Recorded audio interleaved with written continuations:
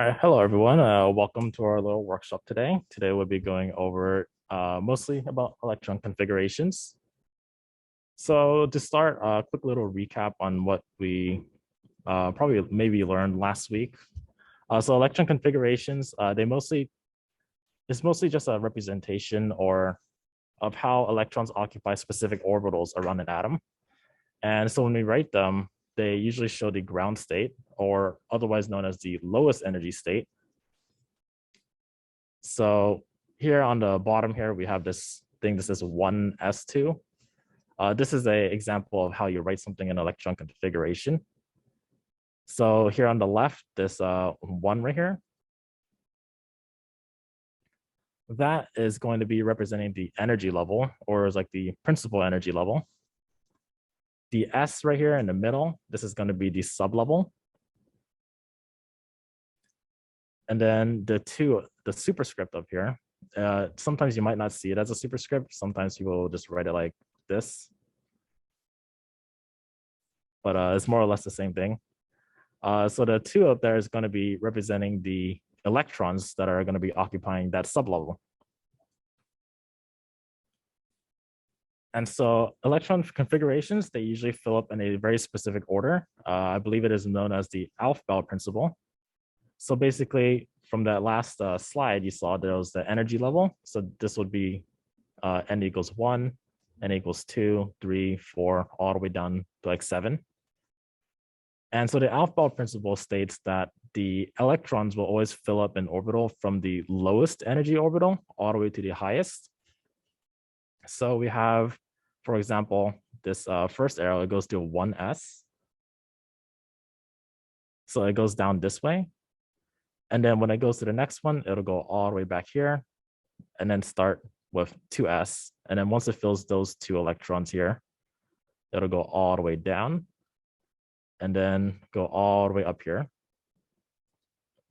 And then it'll start with the 2p orbital, which the p orbital can hold up to 6 electrons. So if you do a total count of the number of electrons that we have a total of 6 plus 2 plus 2. So that would be a total of 10 electrons. And if we continue all the way down, it goes down to the 3s, which is going to hold another 2 electrons. And then it just continues to go over and over and over, all the way until you go down to the bottom. And so the d orbitals can hold up to 10 electrons, and the f orbitals can hold up to 14 electrons. And down here on the bottom, you might see that it's kind of cut off. It technically does go all the way down even further, but I don't think we have that many elements discovered yet, so we don't really show this extra column down here. So it's not really relevant. But yeah, that's basically how the Aufbau principle works.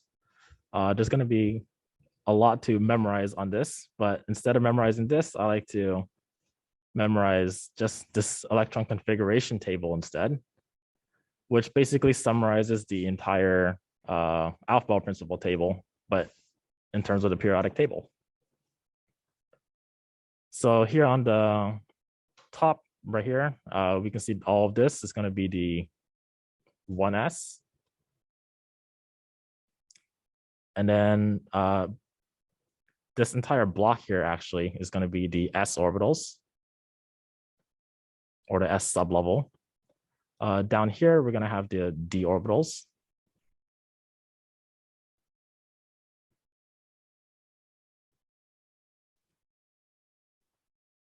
And then over here to the right, we have the p orbitals, not including that 1s up here. So probably just cross this one out.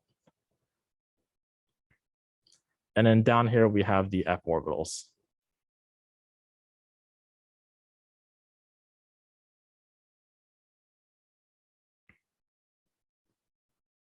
And so there's going to be a few parts of the table that you want to get familiar with. So if I were to ask, where would you find the alkaline earth metals?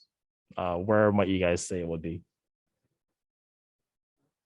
So like if it was a S block, the D block, or the P block, where would you probably find the alkaline earth metals? S block. Yeah, the S block. Yeah, and then what about, let's say, the transition metals? D block. Okay, good. And then how about the halogens? P, okay. And what about noble gases? Okay, good. Yeah. So knowing that is going to be very helpful for when we write electron configurations, because a lot of these are just going to be following a similar pattern. So this moves on to our next point, noble gas configurations.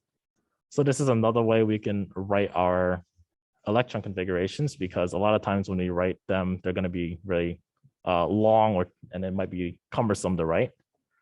So noble gas configurations are handy to shorten the amount of writing done when we write these electron configurations. So instead of writing, say this is a representation of potassium, so that has the element K, you might usually write the full electron configuration as something like 1s2,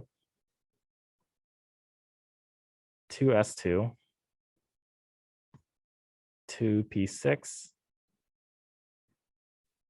3s2,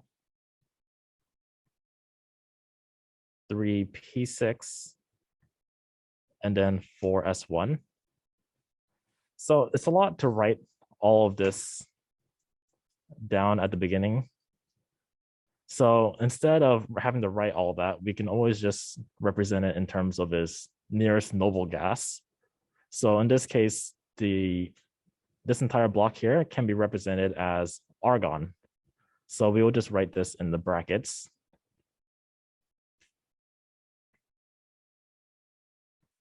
And then we can continue to writing the electron configurations of the outermost energy level. So we can just write argon and then 4s1, kind of like what's shown up here. All right, so another thing is when we write transition metals and ions, this is going to be something a little bit different that might seem unusual. So when we write the electron configurations for ions, and it's mostly going to be in the case of transition metals, the electrons will usually be removed from the S sublevel before you remove it from the D sublevel. So here on the bottom, we have this example of zinc. So zinc, the configuration is usually 1s2, 2s2, 2p6, 3s2, 3p6, 4s2, and then 3d10. So if we were to write an ion, which an ion is basically an atom that does not have the same number of electrons as it does protons. So when you write an ion, what we're going to do is we're going to remove electrons from the highest sublevel or the S sublevel before you move from the D sublevel. Well, I guess that's the case for cations. For anions, you just continue to add on to it. So for example, if you were to write the electron configuration for zinc 2+, you wouldn't write it like this. You wouldn't write 1s2, 3s2, oh, that's not, 2s2, 2p6, 3s2, 3p6, 4s2, and then 3d8. So you wouldn't want to write it like this because you want to always remove it from the highest level. So this highlighted portion right here. So what we'll do is instead of removing these two electrons from the D block, you instead want to remove it from here. And that's just going by basically how the Aufbau principle goes. So we're always going to remove it from the highest energy sublevel first, and then we go to the next one. So instead of writing it like this, we will just write it as what's written up here. All right, so now it's time for you to try. we're going to do some practice. So I want you guys to write the full electron configurations for the following elements and ions. So for number one, what would you say? How would you write iron? And then you guys can pause the video or take your time and try and answer these questions. So I'm gonna go over the first one, writing the full electron configuration for iron. So iron is going to be located at number 26. So what I'm gonna do is what I like to do is I like to break it down into their blocks. So I like to put this as S. I like to break this into the D block.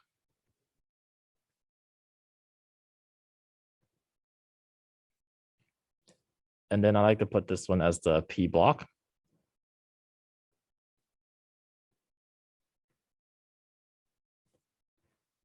And then I like to just count basically and label the rows. So I like to do one right here, 2, 3, 4, 5, 6, and then 7. And then the D block always goes one less than the S. So I'll just put this one as 3, 4, 5, and 6. And then the F block, which is down here, is going to be the first one is going to be 4. And the second one's going to be 5 for the actinides. So if I'm going to write the electron configuration for iron, I would basically just count all the way from this first row all the way until I get to iron. So I like to do 1s2.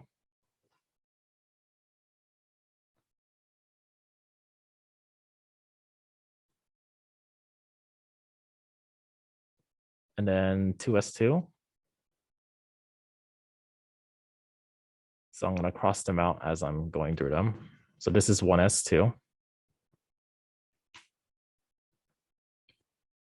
All of this is 2s2. All of this is 2p6.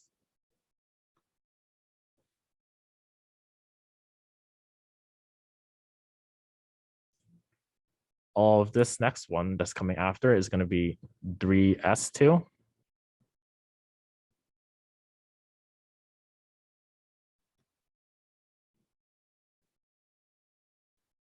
And I'm going to go all the way across to 3p6.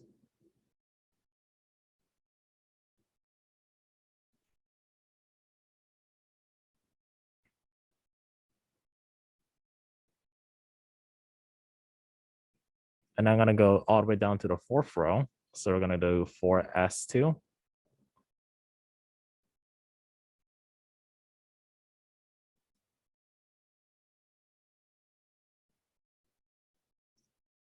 And then now we're going to go into the D block, starting at number 21. So remember that the D block starts at the energy level 1 less than the S block before it.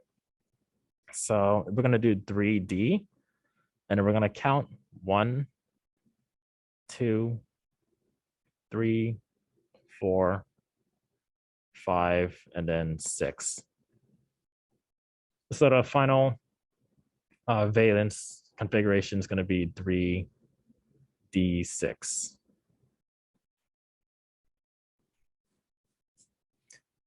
And so it's basically just counting, going from 1 all the way to the element that you're going to, but you just follow certain counting rules, more or less.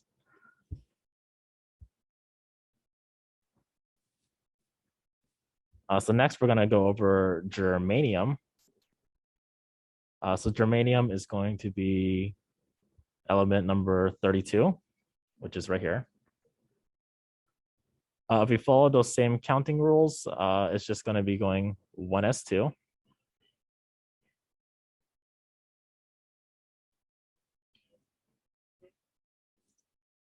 and then 2s2. We're going to go all the way across 2p6. So I'm going to write it down right below here.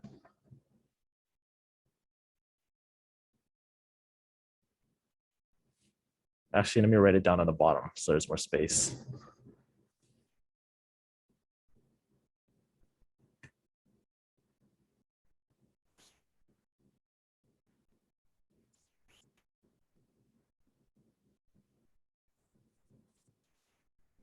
And then we're going to do 3s2.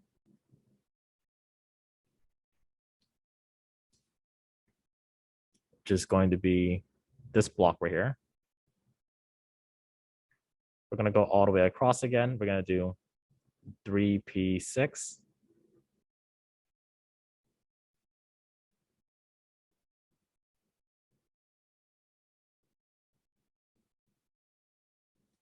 And then we're going to go to the next row. This is going to be 4s2.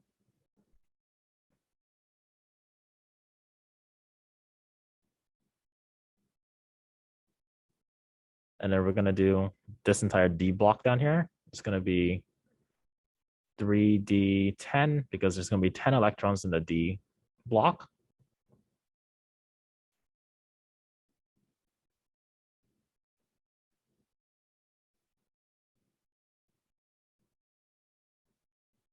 And then now we're going to go back into the 4 block or the 4 sublevel or the 4th energy level. And then so this is going to be 4p and then 4p1, 4p2 right here. And so our total or final electron configuration of germanium is going to be 4p2. So it's going to be all of this. Next, we're going to try calcium. And so calcium is going to be going from basically the same start. We're going to do a 1s2.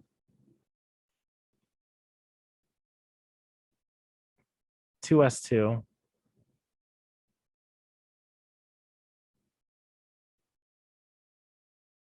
2p6. 3s2.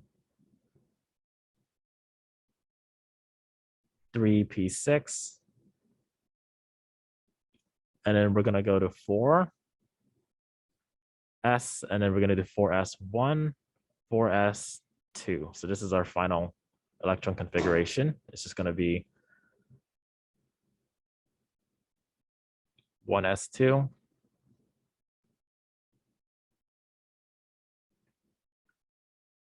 2s2,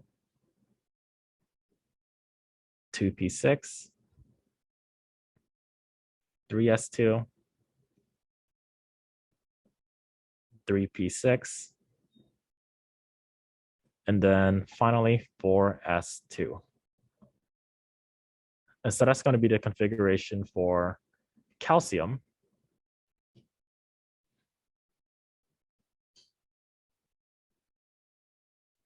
Next, we're going to have barium.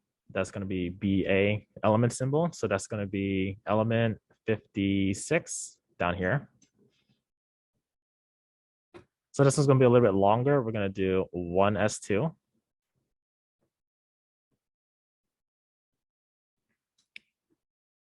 2s2. 2p6. 3s2. 3p6. 4s2. And then we're going to go back down into the 3rd energy shell. So we're going to go 3d10.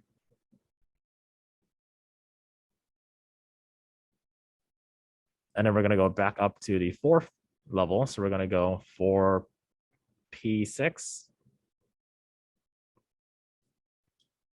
And then we're going to move on to 5s2.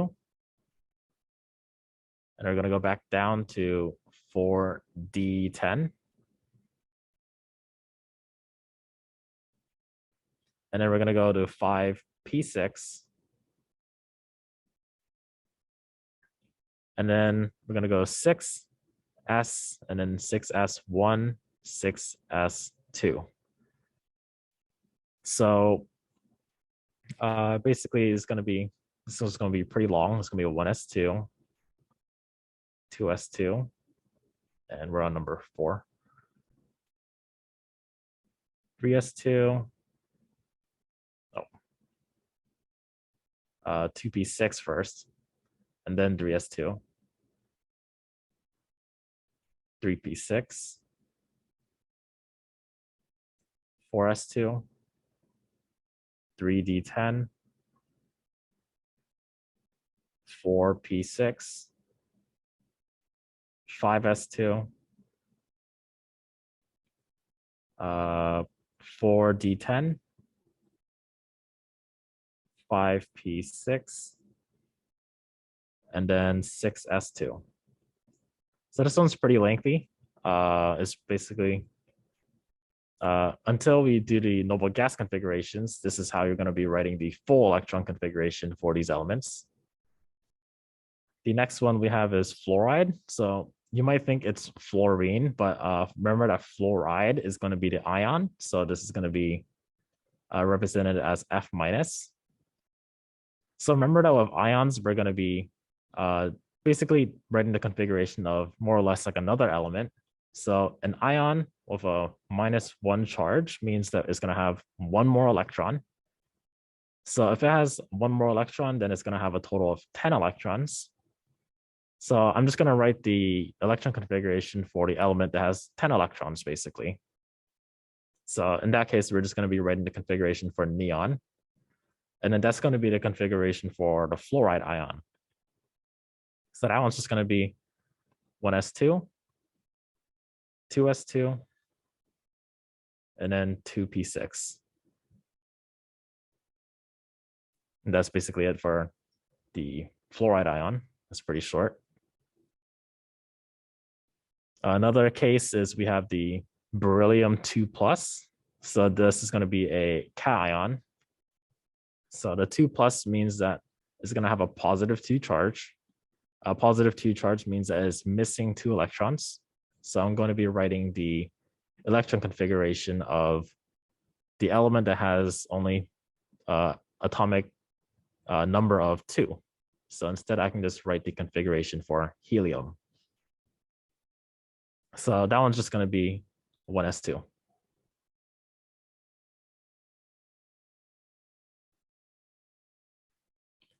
And if we do sodium now, sodium's just going to be 1s2, 2s2,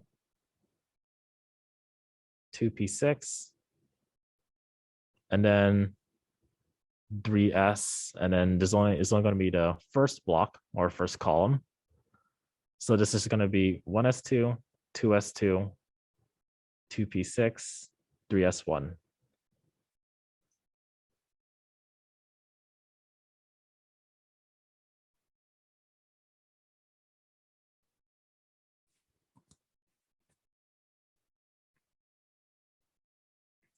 And so the next one, this is going to be zinc 2+. So this one's going to be a little bit trickier. We're going to just basically count it the same way. So when it comes to ions, I like to actually write the full electron configuration without the ion charge first. So I like to write 1s2, 2s2, 2p6. So let me write this down on the bottom.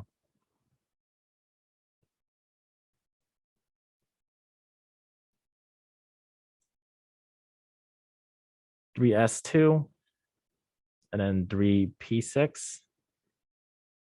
And we're going to do 4s2. And then we're going to do 3d10. So this is just going to be the configuration of a zinc atom, but without a charge.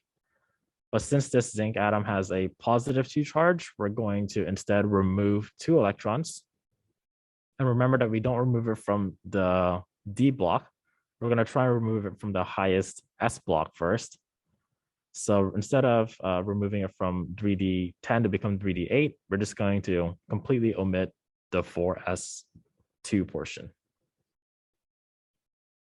And so basically all of this without the 4s2 is actually going to be the configuration of the zinc. The next one we have is iodide. And so iodide is going to be iodine right here. But since it is IDE at the end, we're going to be looking at the ion. So we're just going to be writing the configuration for iodine, but with one more electron. So that's going to push it from 53 all the way to here, 54. And so we're just going to write the electron configuration for xenon.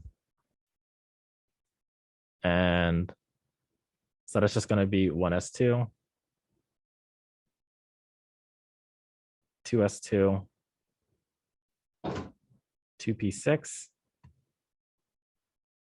3s2, 3p6, 4s2, 3d10, 4p6, 5s2, 3d10, 4d10. And then we're going to count 1, 2, 3, 4, 5, 6. So then the final one is going to be written as 5p6.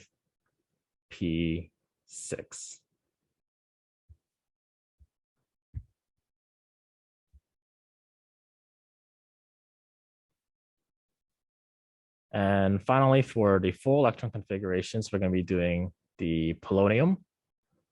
This one's PO2 minus. So we're going to go from 84. We're going to add 2 electrons because it's going to be a -2 charge. So we're going to go 1, 2. So we're going to hit radon. And so we're just going to write the configuration for radon instead. And so I'm just going to write it up here or down here. It's going to be 1s2, 2s2, 2p6, 3s2, 3p6, 4s2, 3d10, 4p6, 5s2,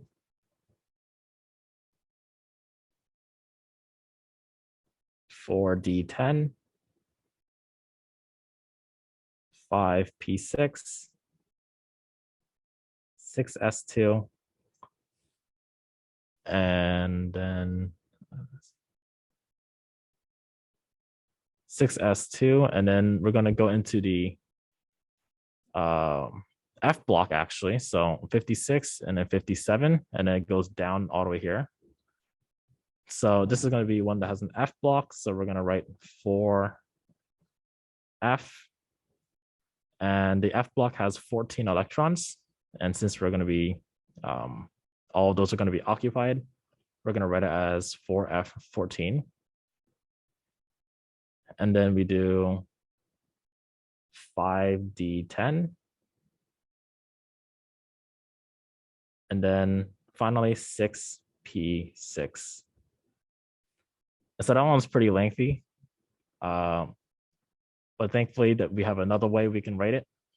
We're going to be writing in terms of noble gas configurations, which is going to be a lot easier. So we're going to write the noble gas electron configurations for the following ions and elements. First, we're going to start with antimony.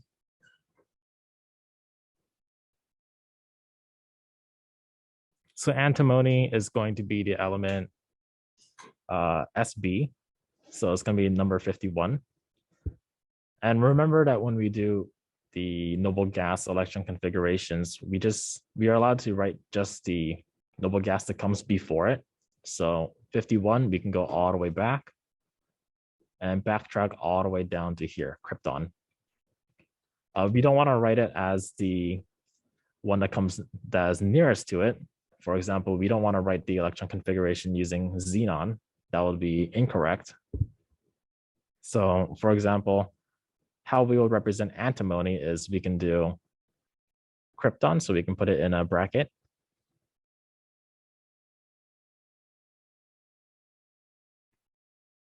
And then we can just count that energy shell that comes right after it. So what we can do is we can do 1, 2, 3, 4, 5. So this is going to be the fifth row. So I can write this as 5s2, 4d10,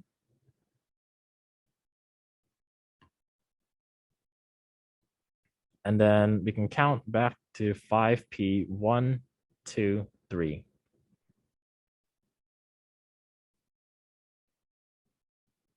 And so this is just going to be how we do the noble gas configurations. It's a lot shorter. It basically omits for us to write all of the electron configurations that lead up to krypton, which is very, very time consuming. Next, we're going to do gallium. So gallium is going to be number 31. The noble gas that comes before it is going to be argon. So we go from 31 and we go all the way back to 18. So if you write the noble gas configuration, is going to be in brackets AR. And then we can count 4s2, which starts at potassium.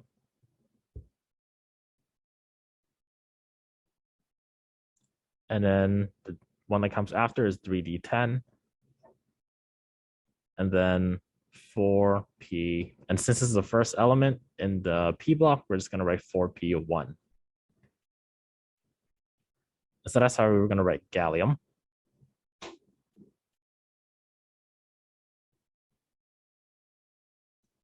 Next, we have SC. SC is going to be scandium.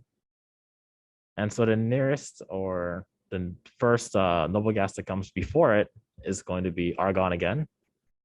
So argon, and then we're going to be writing the configuration for scandium.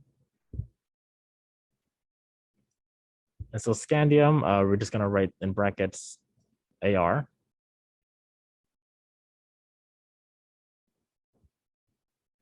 And then we're going to do 4s2 from right here.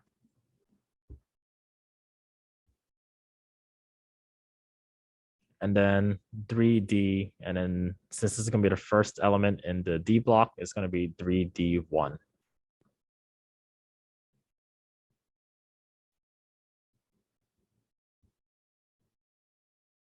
So that's how we're going to write scandium.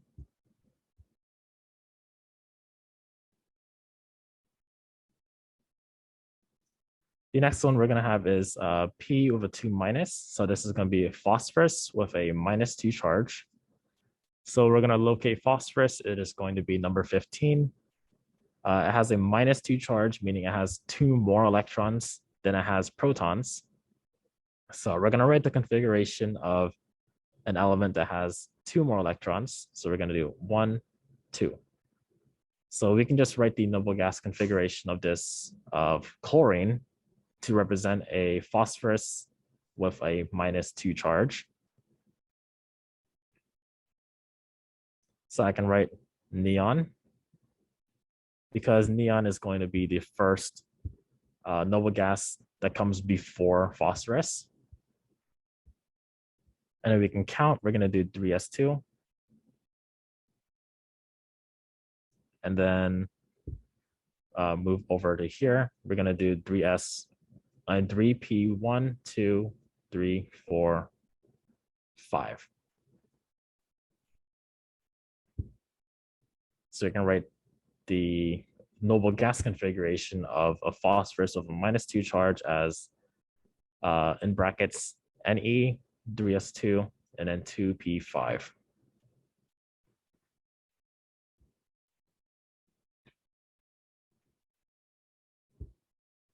Next, we have tin.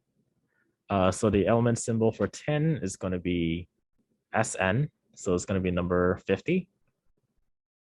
We're going to look for the noble gas that comes before it. So we're going to go all the way back. And then once again, we have krypton again. So krypton is going to be the first part of our noble gas configuration. And then we're going to write the electron configuration of the shell that comes after it. So we're going to do 1, 2, 3, 4, and then 5. So we're going to start from rubidium. So this is going to be 5s2, and then 4d10, and then 5.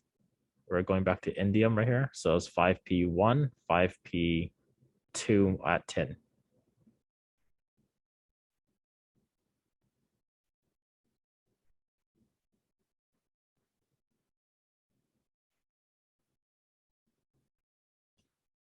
And so next we have number 6 is going to be phosphorus. This is just going to be the same thing as, almost the same as number 4. So we're just going to be writing the configuration of basically number 4, but without the 2 extra electrons. So we can write it as, in brackets,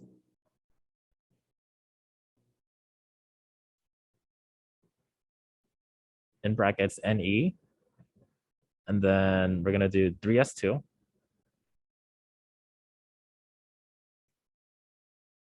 And then we can do 3p, and if we count 1, 2, 3. So we can write it as 3p3. Coming after that, we have Zr. That's going to be zirconium. So zirconium is going to be element number 40. And so the noble gas that comes before that one is going to be krypton. Because if you go 30 and we go back, we hit krypton right here. So we can write in brackets krypton or Kr. And then we're going to write the configuration after that. So we're going to do 5s2.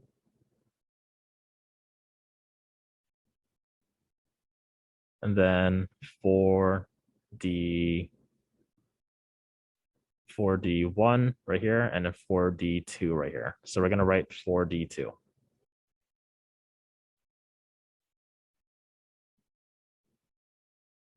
The next one we have is Sg. So that one's going to be Seaborgium. So Seaborgium is going to be atom 106 or element 106. So we're going to look at the noble gas that comes right before it. So we're going to go 106, and then we go back.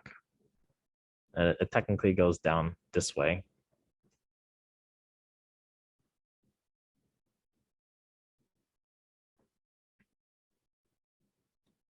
So we're going to go back, and then we hit radon. So we're basically just going to write the, in brackets, Rn. And then we write the configuration of basically everything I have crossed out. So we're going to do, this is going to be the 7th row down here. So we're going to do 7s2.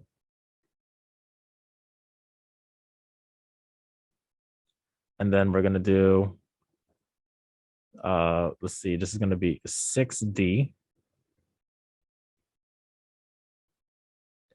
And then we're going to do 6d10. And then, oh, not 6d10 actually. We're going to do, let's see, 5f, because we're going to go from radium, and then we're going to go down here first. So we're going to do 5f14. And then we go back into rutherfordium, which is RF. And then we go all the way to seaborgium. So this is going to be 6d1, 2, 3, 4.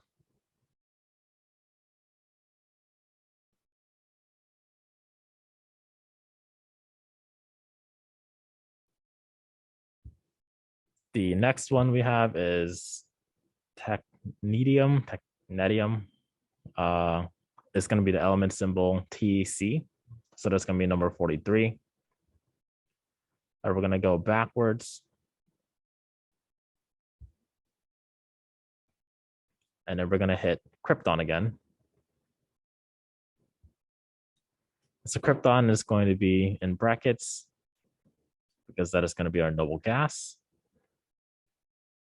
And then we're going to do 5s because we're on the 5th row.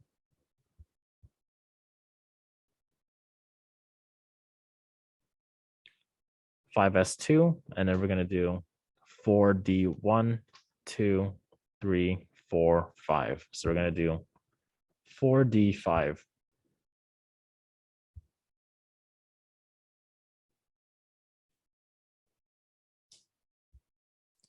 And finally, we have tungsten. Tungsten is going to be located over at element number 74, represented by element symbol W. So once again, we're just going to go backwards. And this hits the lanthanides. So we're going to go all the way down here.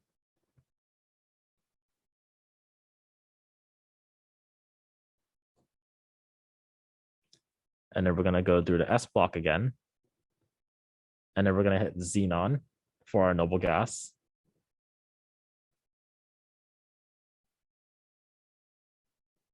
And so we're just going to write in brackets xenon. And then we're going to count. This is going to be the 6th row. So this is going to be 6s2. And then we're going to do the lanthanum right here, 57. And we're going to go down here. So we're going to write 4f14 because there are 14 electrons in the f orbital.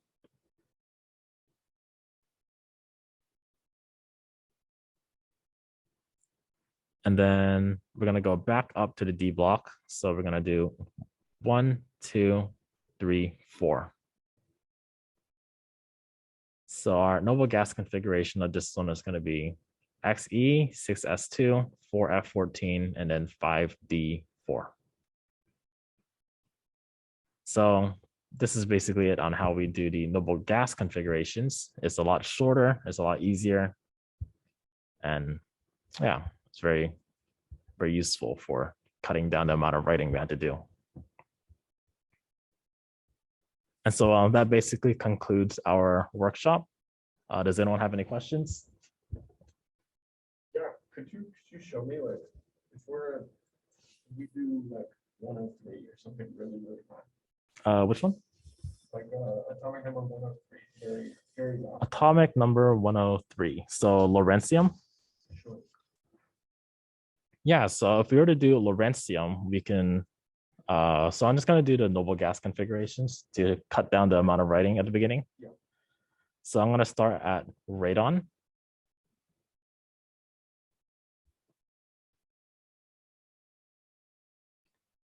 And then I'm gonna go over to right here. We're gonna write 7s2.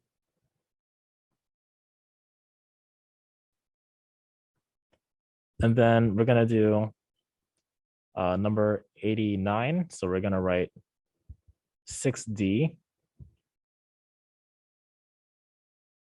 But then since we only do the first element here, because this is 89, and then we go all the way down to 90, we can write this as 6d1. And then we go all the way down to the bottom and then continue down to the right. And we hit Lawrencium, which is going to be 5f14. So basically, you just want to more or less follow the atomic numbers and where they end up going before you go back into the main table.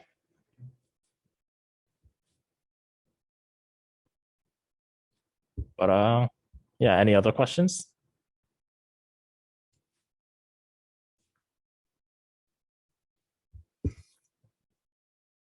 All right. In that case, thanks for coming to our workshop. If you have any questions, you can always ask, or you can sign up for tutoring at the link.